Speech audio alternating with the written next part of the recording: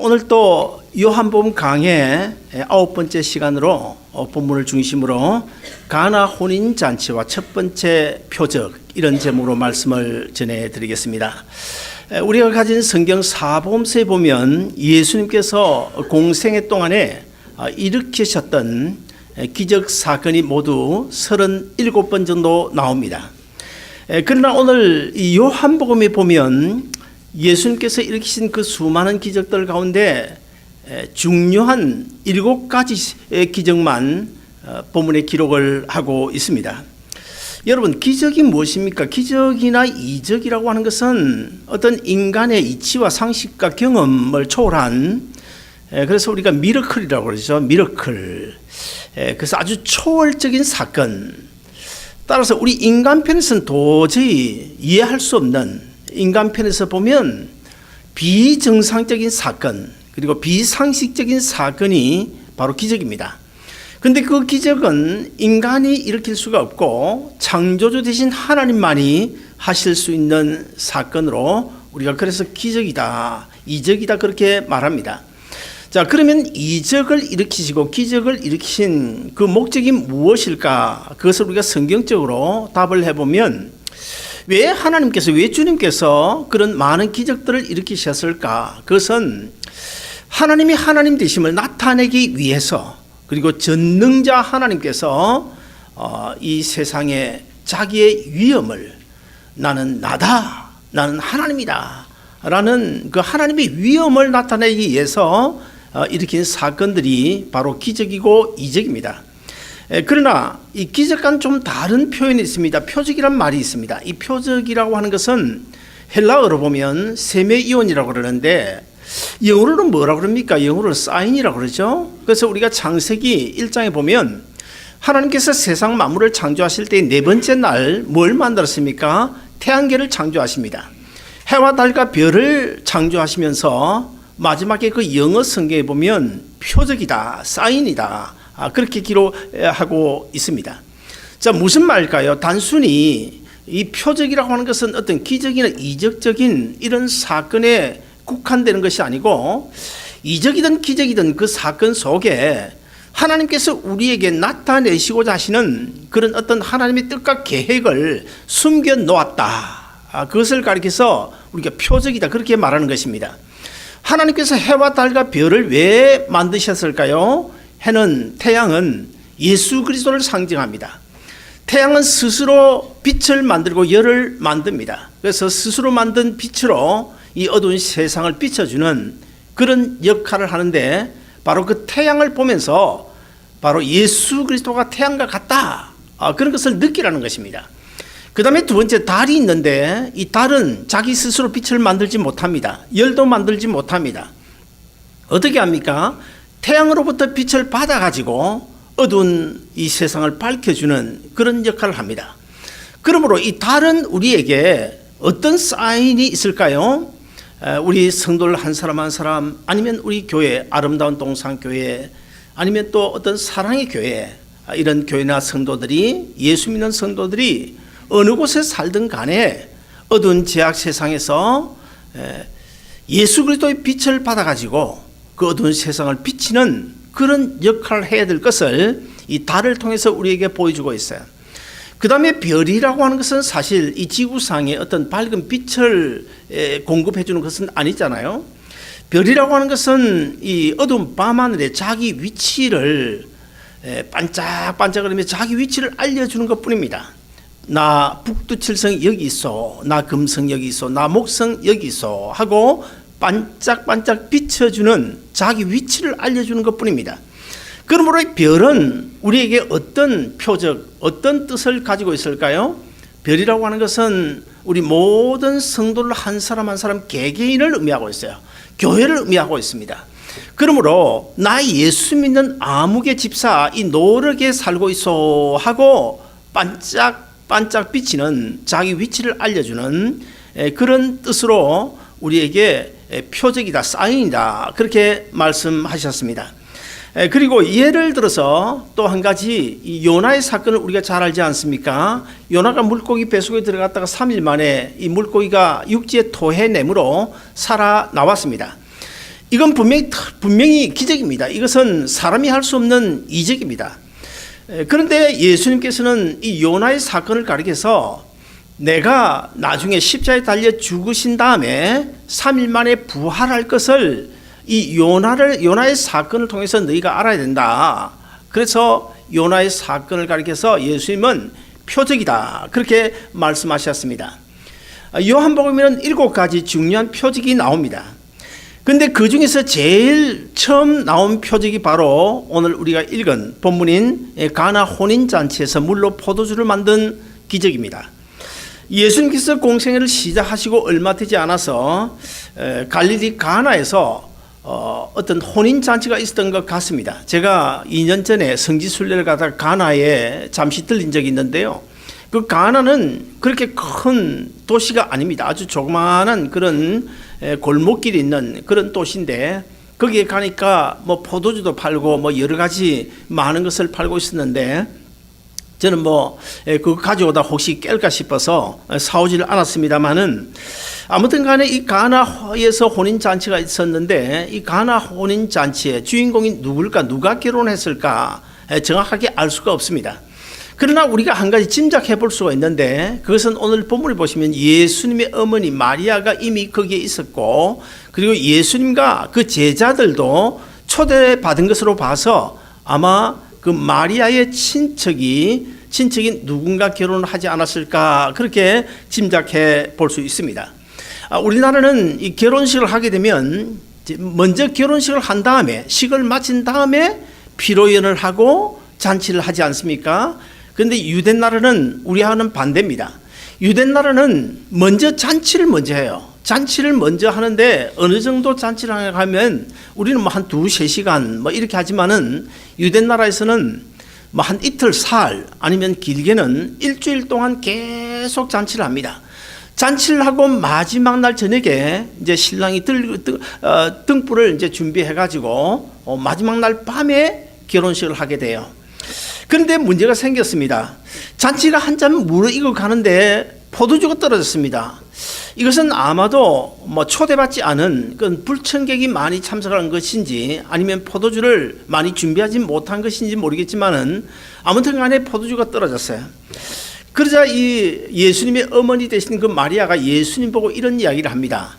이 잔치집인데 포도주가 떨어졌는데 이를 어떻게 하지? 이렇게 예수님께 마리아가 말을 했습니다. 그러자 예수님은 우리가 듣기에 좀 거북한 대답을 하고 계시는데 오늘 본문 4절을 우리 한번 같이 보실까요? 오늘 본문 4절 우리 같이 보십니다. 시작. 예수께서 이르시되 여자여 나와 무슨 상관이 있나이까? 내 때가 아직 이르지 아니하였나이다. 자, 여기 이 말씀을 자세히 보시면 예수님이 자기 어머니 마리아에게 뭐라고 호칭을 합니까? 여자여 하고 호칭을 해요. 자, 그러면서 잔치집에 포도주 떨어지신 것이 나와 무슨 상관이 있나이까? 이렇게 이야기하고 마지막에 가서 보면 내 때가 아직 이르지 아니하였나이다. 이런 대답을 합니다. 자, 먼저 이 예수님께서 자기 어머니에게 여자여, 좀 우리 한국식으로 이야기하면 좀 듣기가 거북하죠. 정말 듣기가 거북합니다. 예를 들어서 우리 주원 집사님이 한국에 있는 어머니에게 전화해가지고 여자여, 그러면 어머니가 어떻게 생각할까? 얘가 미국에 가더니 뭔가 조금 이상해졌나? 이렇게 생각하지 않겠습니까? 우리 한국식으로는 그렇지만은 그러나 여러분 전혀 여기에 이의를 제기할 필요는 없습니다. 왜 그런가 하면 우리 한글 성경에 여자여 이렇게 되어 있어서 우리가 조금 듣기가 거북하지만 이 성경이 기록된 헬라어에 보면 이 여자여 하는 이 단어가 기나이라는 단어로 사용되었어요. 이 기나이라는 이 헬라어 단어가 무슨 뜻이냐면 옛날 그 로마 당시에 최상급의 존칭어이기 때문에 우리가 전혀 이 원어적으로 보면 이상할 게 하나도 없습니다. 옛날 로마 당시에서는 이 왕도 왕비를 가리켜서 여자여, 기나이 그렇게 호칭을 했기 때문입니다. 자, 예수님은 지금 공생애를 시작하셨습니다. 따라서 예수님은 지금 사실 마리아와 예수님 자신과의 관계를 어떤 육적인 이 부모, 어머니와 아들 관계를 이미 지금 떠났어요. 왜냐하면 예수님께서 이제 공적인 생애, 십자가를 지시고 하나님의 뜻과 계획을 성취시킬, 구원을 성취시킬 그런 이 공생의 초기에 접어드시기 때문에 육적인 관계는 여기서 이미 끝이 났습니다. 그러므로 지금 오늘 본문에서 이 마리아와 예수님의 관계를 우리가 어떻게 설명할 수 있을까요? 사실은 예수님은 요셉의 아들이 아니잖아요. 하나님의 아들이십니다. 그러므로 예수님은 지금 공생애를 시작하신 이후 오늘 본문 선상에서 예수님은 구원주로 등장을 하고 있고, 대신에 어머님 마리아는 어떤 자격으로 등장하고 있습니까? 예수님의 어머니가 아닌 구원을 받아야 될 대상인 죄인의 한 사람으로 지금 등장을 하고 있다는 사실, 이것을 우리가 주목해 보면 별로 이상할 것이 없습니다. 그리고 예수님께서 그 마리아에게 나와 무슨 상관이 있나이까? 혼인 잔치집에 포도주 떨어진 것이 나와 무슨 상관이 있나이까? 내 때가 아직 이르지 아니하였나이다. 이렇게 대답을 해요. 이것도 우리가 어머니의 부탁인데 좀 공손하게 우회적으로 좀 좋게 대답할 수 있지 않을까? 그런데 좀 퉁명스럽게, 아니 뭐 결혼식에 포도주 떨어졌으면 그게 나와 무슨 상관이 있어요? 내 때가 아직 이르지 않았습니다. 좀 듣기가 좀 거북스럽지 않습니까? 자, 그러면 예수님께서 내 때가 아직 이르지 아니하였다고 하신 그 때가 언제일까요? 어떤 때를 가리켜서 예수님이 내 때가 아직 이르지 않았다고 말씀하는 것일까요? 오늘 본문 외에도 요한복음에 보면 이 때를 가리키는 때라는 단어가 6번 나오고 있습니다. 그런데 이 6번의 때 모두가 다 예수님께서 십자가에 죽으시는 그 때를 가리키고 있습니다. 자, 그러므로 오늘 본문에서 말하는 이 때도 예수님께서 십자가에 달려 죽으실 때를 의미하고 있는데, 내 때가 이르지 아니하였는데 혼인잔치집에 포도주가 떨어진 것이 나와 무슨 상관이 있나이까? 지금 이런 이야기를 해요. 여러분, 이 문제를 어떻게 해석을 할 수 있겠습니까? 자, 그러면 예수님께서 십자가에 죽으시는 것하고 그다음에 혼인잔치에 포도주가 떨어진 것하고 무슨 관계가 있나요? 여러분, 이 말씀을 우리가 요한복음을 지금 계속 읽고 있는데 쉽게 이해가 되지 않을 것입니다. 저는 이 문제에 대해서 저도 참 이해가 쉽지 않아서 뭐 주석을 이것 찾아보고 저것 찾아봐도 아주 뚜렷한 마음에 드는 답이 없어요. 그래서 지난 일주일 동안 제가 깊이 이 문제를 두고 계속 묵상하면서 답을 구했는데, 하나님께서 저에게 감동을 주셨는데 정말 아주 적절한 틀림없는 그런 대답으로 감동을 주셨습니다. 자, 혼인잔치, 여러분, 혼인잔치, 오늘 본문에 등장하는 이 혼인잔치의 의미가 무엇일까요? 이 혼인잔치는 예수님께서 십자가에 달려 죽으심으로 주님과 우리 사이에 혼인 관계가 성립되게 되어지는데, 오늘 본문에서 말씀하고 있는 이 혼인잔치는 궁극적으로는 나중에 주님께서 이 세상에 재림하실 때에 우리가 천국에 들어갈 때 주님은 신랑으로 우리는 신부로 이렇게 혼인잔치에 들어가는 그 혼인잔치를 지금 비유적으로 가르쳐주고 있습니다. 그러므로 여기서 혼인잔치는 예수님께서 십자가에 달려 죽으실 때에 우리가 예수 그리스도 나의 구주로 영접하고 내 죄가 사함 받는 그 순간에 주님은 신랑으로 우리는 신부로 정혼이 되게 됩니다. 약혼을 하게 돼요. 우리가 주님과 우리의 약혼식은 언제 이루어지는가 하면 예수 믿기 전, 예수님이 십자가에 달려 죽기 전에 이루어지는 것이 아니고 주님께서 갈보리 언덕 십자가에 달려 죽으시는 그 순간, 그 이후에 내가 어느 날인가 몰라도 내가 그 주님, 내 죄를 대신 짊어지고 십자가에 달려 죽으신 예수님 믿습니다 하고 고백하고 주님을 나의 구주로 영접하는 그 순간에 주님은 나의 신랑으로, 나는 주님의 신부로 그러니까 약혼이 되게 돼요. 유대식으로 이야기하면 정혼이 되게 됩니다. 그리고 그 정혼을 해놨다가 나중에 결혼식은 언제 이루어지는가 하면 주님께서 이 세상에 심판주로 재림하실 그때에 우리가 결혼을 하고 천국에 들어가서 영원히 살게 됩니다. 그런데 문제는 자, 주님께서 십자가에 달려 죽으신 이후에 우리가 정혼, 약혼을 하게 되는데 그 약혼하고 나서 주님께서 재림하시는 그날까지 10년이든 100년이든 1000년이든 얼마든 간에 그 기간이 어떤 기간이면 약혼 기간, 정혼 기간인데 그 기간을 가리켜서 오늘 본문 유대 나라 혼인 잔치를 할 때 결혼식을 하기 이전 일주일이든 이틀이든 3일이든 잔치를 하는데 그 잔치 기간이라는 거예요. 그러므로 우리가 예수를 나의 구주로 영접함으로써 예수님과 약혼이 되고 정혼이 되고 지금 우리가 예배를 드리고 신앙생활하고 주님 오실 그때까지 계속 무엇으로 지금 어떤 자격으로 지금 신앙생활을 하고 있는 것입니까? 예수님을 기다리고 있는 것입니까? 바로 약혼자의 자격으로. 그래서 우리가 하나님 앞에 예배 드리는 이 예배는 사실은 이 파티가 돼요. 축하 잔치가 돼야 됩니다. 그리고 두 번째, 오늘 본문에 보면 포도주가 나오는데 포도주가 떨어졌다. 이 포도주는 무엇을 의미하는 것일까요? 천국 혼인 잔치에 잔치집의 기쁨을 상징하고 있습니다. 신구약 성경을 가리켜서 이 포도주 그러면 기쁨, 흥을 돋우는 기쁨을 상징하고 있어요. 자, 그러므로 오늘 본문에서 이 혼인 잔치집에 이 포도주가 떨어졌다.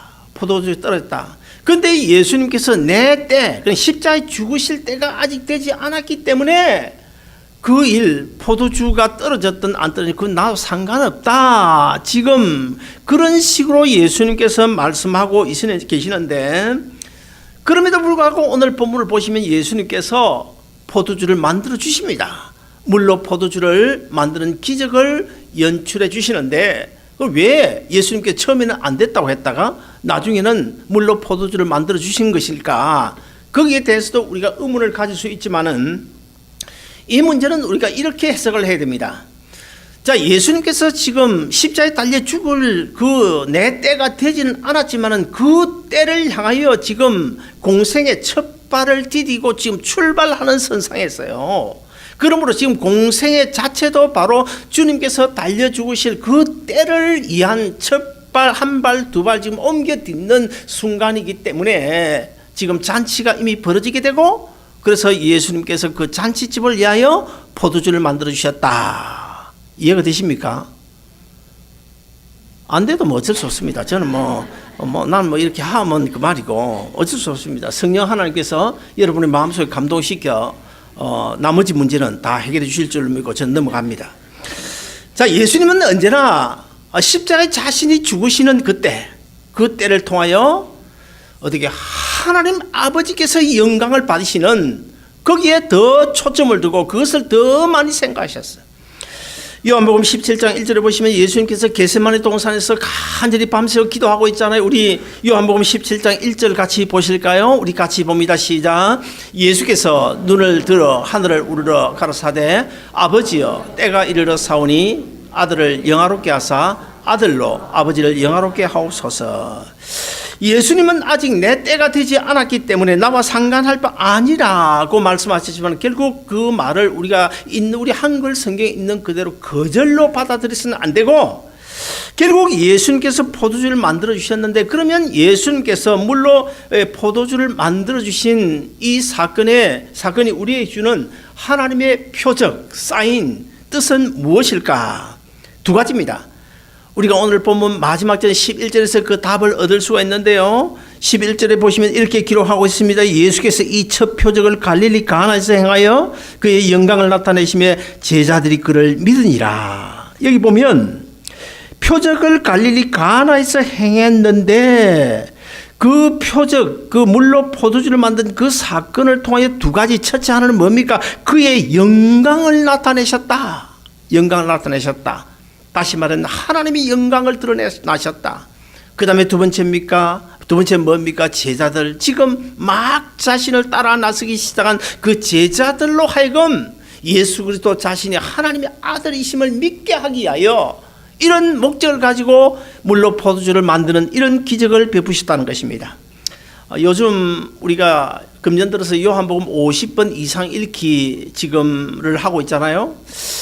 제가 어제 이제 2월 말로 이제 통계를 보니까 뭐 다 통계가 자세하게 안 들었지만 대략의 그 통계를 보니까 우리 교인들 가운데 이 성경 요한복음 50번 이상 읽기 이 통독에 아직도 참가하지 않은 분이 거의 절반이에요. 거의 절반.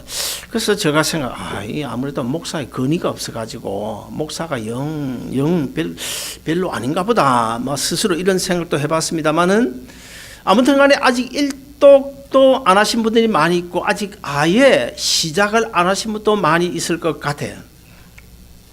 근데 어떤 집사님은 몇 독을 했는지 아십니까? 지난 주일까지 90독을 했습니다. 또 다른 어떤 집사님은 80독을 했습니다. 또 다른 어떤 권사님은 60독을 했습니다. 또 다른 어떤 권사님은 59독을 했습니다. 그 다음에 40독 한 사람은 여러 사람이 있습니다. 자, 여러분 이제 요한복음을 이제 계속 한 번, 두 번 읽어 나가실 때에 사실은 이 요한복음이 우리에게 던져주는 이 메시지 포인트를 찾아야 되는데 사실 요한복음이 우리에게 주고자 하는 그 본질이 아닌 것을 너무 붙들고 늘어지지 마세요. 예를 들어서 예수님이 형제가 몇이냐 그거 알아가면 뭐 할 겁니까? 그거 내 구원에 무슨 유익이 있습니까? 그리고 또 베드로가 나이 많냐 안드레가 나이 많냐 그게 뭐 내 구원하고 무슨 소리 있어요? 물론 베드로가 많습니다. 왜냐하면 베드로는 안드레의 형이기 때문에. 그러니까 오늘 아침 일부에서는 또 누가 이렇게 묻더라고요. 몇 살 터울이냐? 아니 몇 살 터울 그게 나하고 무슨 상관이 있어요? 그거 알아가지고 무슨 유익이 있어요? 그런 거 우리 신경 쓰지 마세요. 신경 쓰지 마세요. 금년에 우리가 요한복음을 읽는 목적이 무엇입니까? 요한복음 읽는 목적을 우리가 알기 위해서는 요한복음을 기록한 목적이 무엇인지를 우리가 알면 답을 얻을 수 있어요. 요한복음을 기록한 목적이 무엇일까요? 요한복음 20장 31절을 우리가 한번 같이 보십시다.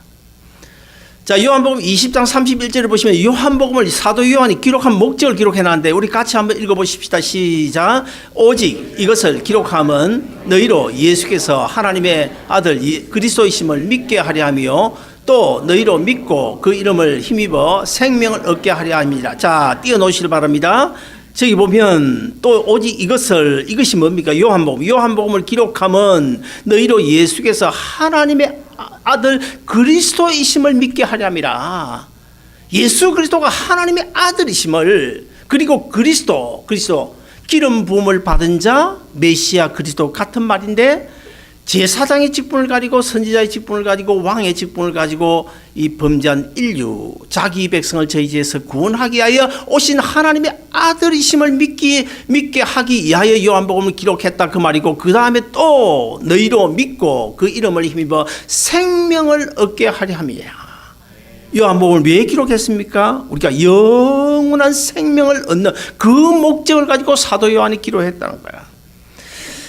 사랑하는 여러분, 그러면 요한복음을 읽으면서 우리가 붙잡아야 될 포인트가 무엇일까요? 즉 요한복음이 우리에게 주는 메시지가 무엇일까요? 저는 저기에는 크게 두 가지로 설명하고 있지만 저는 세 가지로 여러분들이 말씀드리고 싶습니다. 첫째는 예수님은 분명히 하나님의 아들이시구나. 예수 그리스도는 분명히 하나님의 아들이시구나. 이걸 우리가 붙잡아야 됩니다. 그 다음에 두 번째는 예수님은 나를 구원하시기 위하여 이 세상에 오신 구원주임에 틀림없구나. 이걸 깨달아야 돼요. 그 다음에 마지막 세 번째로는 예수님이 십자가에 달려 죽으심으로 내가 영원한 생명 얻었구나. 내가 구원 얻었구나. 내가 하나님의 자녀 되었구나. 내가 천국 백성 되었구나. 이것을 깨달아야 이 세 가지를 붙잡고 우리가 요한복음을 읽어야 됩니다. 여러분 아시겠죠? 안드레하고 베드로하고 터울이 몇 살 터울이냐 이런 거 이제 신경 쓰지 마세요. 많은 목사님들이 오늘 본문을 가지고 설교를 합니다. 그런데 대부분이 오늘 본문을 보시면 예수님께서 이 물통을 저쪽으로 옮겨 놓으라고 누구 보고 지시했어요? 하인들 보고 그랬어요. 그런데 하인들이 묻지를 않습니다. 예수님께서 시키신 그대로 순종해가지고 믿고 순종해서 그 물통을 옮겨 놓았더니 물이 포도주가 되었더라. 이걸 붙잡고 믿음과 순종에 대한 주제를 가지고 설교하는 케이스가 10번 중에 8, 9번입니다. 그러나 사실 오늘 본문이 우리에게 주는 이 키포인트는요, 메시지는 그게 아닙니다. 뭡니까? 조금 전에도 이야기했다시피 예수님은 하나님의 아들이시구나. 예수님은 인간의 몸을 입고 이 세상에 오신 구원주가 틀림없구나. 그 다음에 세 번째 뭐요? 내 죄를 대신 짊어지신 그 예수님, 그 예수님을 통해 내가 영원한 생명을 얻었구나. 이걸 깨달아야 된다. 이걸 깨달아야 된다. 이것이 오늘 본문이 우리에게 주는 목적입니다. 사랑하는 여러분, 오늘 본문 11절에 보시면 오늘 본문의 결론이 나오는데 예수님이 이 표적을 갈릴리 가나에 행하여 그의 영광을 나타내시며 제자들이 그를 믿으니라. 자, 오늘 물로 포도주를 만드신 것은 예수님께서 공생애를 시작하시고 지금 십자가 그때 하나님의 뜻을 이루고자 하는 그때를 향하여 지금 첫 발자국을 내딛는 바로 그 순간에 이 기적을 일으키셨는데, 자, 지금까지 세례 요한을 통해서 예수가 그리스도이시고 하나님의 아들이심을 이미 증거를 했어요. 세례 요한이 여러 번 증거를 했습니다. 그럼에도 불구하고 아직도 예수님은 자신 스스로 하나님의 아들 예수 그리스도라는 것을 증거를 해야 될 필요가 있었습니다. 그래서 오늘 본문의 기적을 일으켜 가지고 자신이 나는 그리스도고 나를 통하여 너희가 생명을 얻을 수 있다는 것을 보여주기 위하여, 증거로 삼기 위하여 이 기적을 일으켜 주신 줄로 믿으시기를 바랍니다. 따라서 예수님이 물로 포도주를 만드신 것은 자연 법칙을 초월한 그 기적 그 자체로 끝나는 것이 아니고, 첫째 예수님은 하나님의 아들로 믿게 하기 위하여 이 기적을 일으키셨고, 그 다음에 두 번째는 죄인을 구원하기 위하여 십자가에 달려 죽으실 그 때를 향하여 첫걸음을 떼어 놓으심으로 하나님의 영광이 나타나게 하기 위하여 이 기적을 일으키셨다는 것입니다.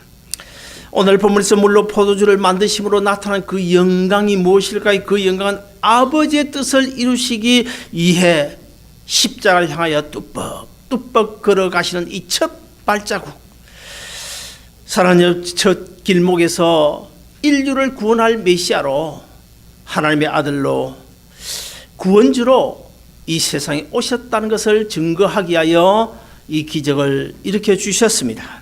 사랑하는 여러분, 그렇다고 한다면 우리가 이 시간에 이 말씀을 듣고 해야 될 일이 무엇일까요? 우리 또한 예수님처럼 내 영광이 아닌 하나님의 영광을 위하여 살아야 됩니다. 설사 명예를 잃는다고 하더라도, 건강을 잃는다고 하더라도, 무화과 나무에 열매가 없다고 하더라도, 밭에 소출이 없다고 하더라도, 외양간에 소가 없다고 할지라도 하나님의 영광을 위하여 사는 이것이 어쩌면은 세상에서 우리가 나타낼 수 있는 기적일 수 있고, 그 기적을 통하여 하나님께 영광이 돌아가는 줄로 믿으시기를 바랍니다. 시편 16편 2절에 보시면 이런 말씀이 기록되어져 있습니다. 주 외에는 다른 복이 내게 없나이다. 자, 무슨 뜻일까요? 주 외에 다른 복이 내게 없다. 이것은 주님만 있으면 된다는 거예요. 주님만 있으면 된다. 내 남은 인생길을 걸어가는 동안에 물질 좀 없어도, 건강 좀 없어도 주님만 있으면 된다, 그 말 아닙니까? 그러면 여러분, 주님만 있으면 되는 거예요. 지금 땔거리가 없는데, 냉장고가 비어있는데 주님만 없으면 되는 겁니까? 지금 병 들어가지고 몸이 연약한데 주님만 있으면 되는 겁니까? 대답은 됩니다. 됩니다. 분명히 됩니다. 왜 됩니까? 주님만 모시고 주님께 영광을 돌리면 우리가 영의 세계는 시간과 공간을 초월합니다. 육의 세계는 시간의 제약을 받고 공간의 제약을 받지만 영의 세계는 시간과 공간을 초월합니다. 그래서 우리가 하나님 앞에 나와서 예배드릴 때 우리가 찬양하잖아요. 호산나 찬양하면 그 찬양하는 그 즉시 시간과 공간을 초월하기 때문에, 영의 세계는 초월하기 때문에 하나님께서 그 순간에 영광을 받으시는 거예요. 하나님께서 그 찬양하는 그 순간에 영광을 받으시고 입 닫고 가만히 있는 것이 아니라, 하나님이 영광을 받으시면 그 영광을 받으신 반대급부가 은혜와 축복으로 그 순간에 시간과 공간을 초월하기 때문에 그 순간에 우리에게 임해서 우리가 예배를 드릴 때, 아, 참 오늘 예배가 은혜스럽다, 찬양이 참 은혜롭네 하는 이유가 바로 거기에 있는 거야.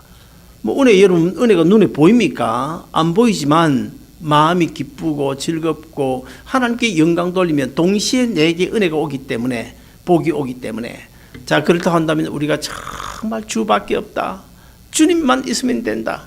그래서 하나님의 영광을 위하여 살게 되면 하나님께서 내가 안고 있는 문제 해결해 주실 줄로 믿으시기를 바랍니다. 내가 안고 있는 질병 하나님께서 반드시 고쳐주실 줄로 믿으시기를 바랍니다. 사랑하는 여러분, 우리 모두 예수 믿으면 됩니다. 여러분, 예수 믿으시기를 바랍니다. 주님의 영광을 위하여 사시길 바랍니다. 오직 주님만 있으면 된다. 주님만 있으면 된다. 그래서 하나님의 영광을 위하여 살다 보면 하나님께서 나를 통하여 영광 받으시고 내 필요를 채워주시고 내 질병도 고쳐주시고 내가 안고 있는 문제도 해결해 주셔서 우리가 하나님의 자녀로, 그리스도인으로 구원받은 성도로 왕족 같은 삶으로, 세상의 주인공으로 당당하게 하나님의 은혜와 축복 가운데 살아갈 수 있는 줄로 믿으시기를 바랍니다.